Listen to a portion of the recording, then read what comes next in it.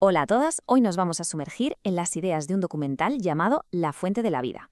La premisa es potente, el agua de mar como un elemento curativo casi milagroso. Vamos a ver las teorías que se exponen, que van desde lo más místico hasta lo que sus defensores presentan como ciencia pura. Así que venga, vamos a meternos de lleno en esta visión que como poco es fascinante y muy controvertida. Para empezar, el documental arranca con una de sus ideas más poéticas, casi espirituales, que el mar, si le damos la vuelta a la palabra, se convierte en RAM, como la memoria de un ordenador. La idea es que el océano no es solo agua, sino una memoria viviente que guarda los secretos del universo. Y ojo, porque esta es la base filosófica sobre la que se construye casi todo lo demás. Para entender bien toda esta perspectiva, vamos a seguir un camino muy claro. Primero, exploraremos esa conexión primordial con el océano. Después, nos centraremos en la figura histórica de René Quinton. Luego veremos los testimonios de supuestas curaciones. Pasaremos al método práctico para consumirla hoy en día. Y, como no, terminaremos con la controversia que, según la fuente, rodea toda esta práctica. Venga, pues empezamos por el principio de todo, la conexión primordial. Según se argumenta en el documental, esto no va solo de beneficios para el cuerpo, sino de algo mucho más profundo, de una reconexión espiritual y biológica con nuestro origen, que está ni más ni menos que en el océano. Para reforzar esta idea, el documental se apoya en la sabiduría ancestral de los indígenas Kogi de Colombia. Para ellos, no hay duda, el mar es la madre, el útero del que surgió absolutamente toda la existencia. Se presenta no tanto como ciencia, sino como una cosmovisión, una forma de entender el mar como el origen de la vida misma. Y aquí es donde lo místico se da la mano con lo que se presenta como ciencia. La teoría que exponen es que el agua de mar funciona como cristales líquidos que almacenan información de la luz del sol. Por lo tanto, beberla sería una forma de recuperar la memoria original de nuestras células, de despertar la conciencia. Una idea potente, desde luego. Pero claro, ¿cómo se pasa de estas ideas tan filosóficas a una práctica de salud concreta? Pues aquí la fuente nos presenta a una figura clave, a quien, según ellos, le dio una base científica a todo esto, el biólogo francés René Quinton. La teoría central de Quinton, el corazón de su trabajo, fue la del medio orgánico.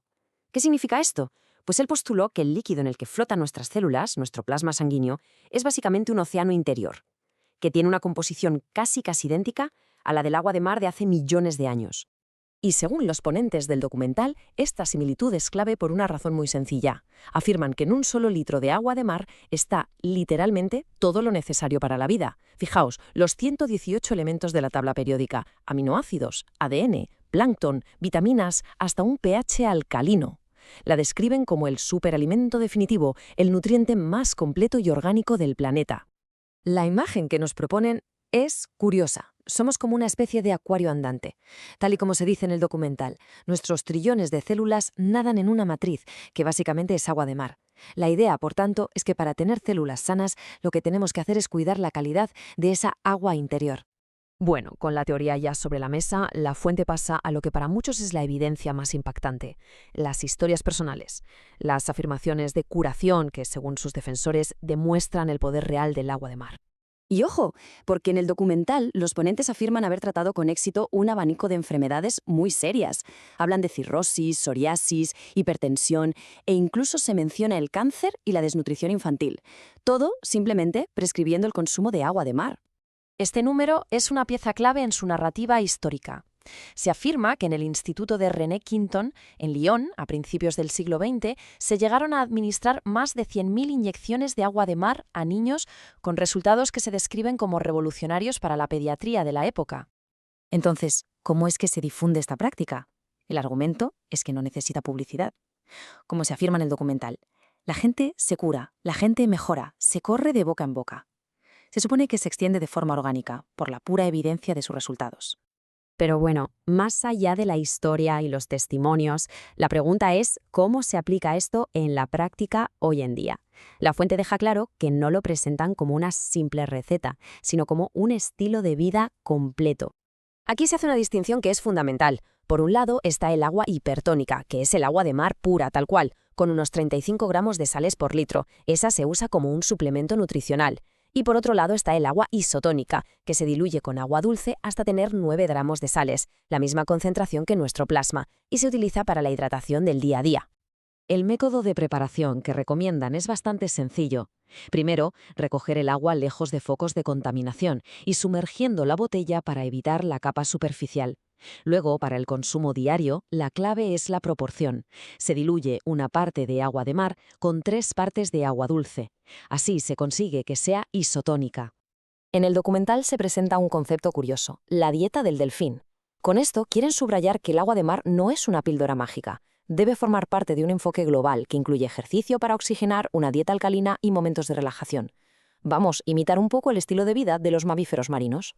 Y con todo esto ya expuesto, llegamos a la sección final y sin duda la más polémica, el conflicto que, según la fuente, impide que este conocimiento se extienda por todo el mundo. Esto nos lleva a la pregunta del millón, la crítica central del documental. Si de verdad existe un remedio tan poderoso, que además es gratuito y universal, ¿por qué es prácticamente desconocido? ¿Por qué no se promueve? La respuesta que ofrecen sus defensores es clara y directa. Es una cuestión de dinero. El argumento central contrasta dos modelos opuestos.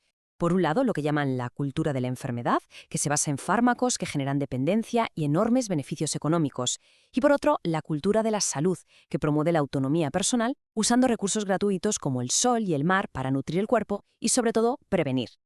La fuente, claro, dedica una parte importante a rebatir los miedos más comunes sobre beber agua de mar.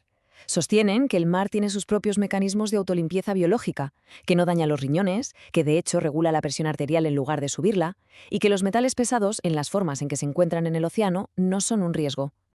Y esta es, sin pelos en la lengua, la acusación más directa de todo el documental. La conclusión a la que llegan sus ponentes es que el conocimiento sobre el agua de mar se suprime de forma activa porque un remedio gratuito y universal es una amenaza directa al modelo de negocio de la industria farmacéutica. Y así terminamos con esa pregunta final que el documental deja flotando en el aire. Si el océano es de verdad la farmacia más grande del mundo, ¿qué impide que se use de forma masiva? ¿Son el miedo y la desinformación? ¿O existen, como sugiere la fuente, intereses económicos muy poderosos que prefieren que todo esto siga siendo un secreto a voces?